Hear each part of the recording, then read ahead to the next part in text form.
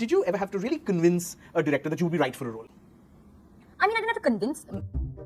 I was doing solo with her. Then suddenly got shelled. She broke down. She cracked up. Cried, raved, ranted, locked herself in the room. Then I called her after 1 week and said, "You're playing Gangu Bai." I mean, I didn't have to convince.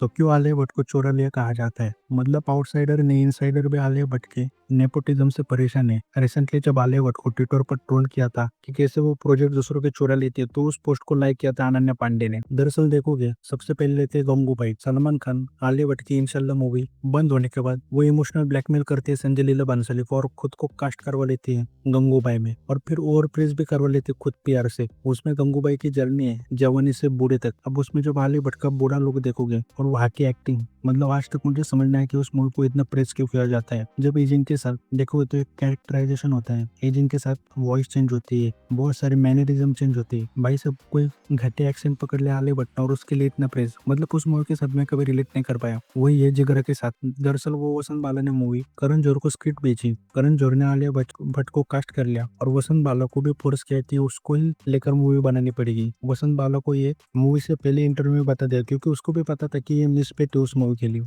And like I think 6-7 hours later, he called saying I've already sent it to Alia, and I was really not happy with it. So Karan said, so that email was sent. I was like, why did you do this? He's like, no, this is how it works. तो उस movie को लेकर भी कुछ लोगों को पसंद आई, कुछ लोगों को नहीं। और उसके बाद आरआरआर, मतलब वो मूवी ऑस्कर जीते थे तो आलिया भट्ट के प्यार ने हाथ पार कर दी। ये कहकर के आरआरआर की आलिया की मूवी ने ऑस्कर जीता है, जबकि उसका कुछ ये सीन थे जो भी नॉर्थ में करण जौहर डिस्ट्रीब्यूट करता है मूवी, तो जो उसकी नेटवर्किंग के मार्केटिंग है उसकी वजह से जबरदस्ती आलिया भट्ट को कास्ट करना पड़ेगा। और फिर से जो यामी गौतम की हक मूवी आई थी जो 9 नवंबर का आई थी, अब उसको उसने कॉन्ग्रेचुलेट किया है क्योंकि धुरंधर सक्सेसफुल हो चुकी है। आदित्य दर्की जो यामी गौतम का हस्बैंड है, तो उसमें यही मस्का मार के काम मिल सके।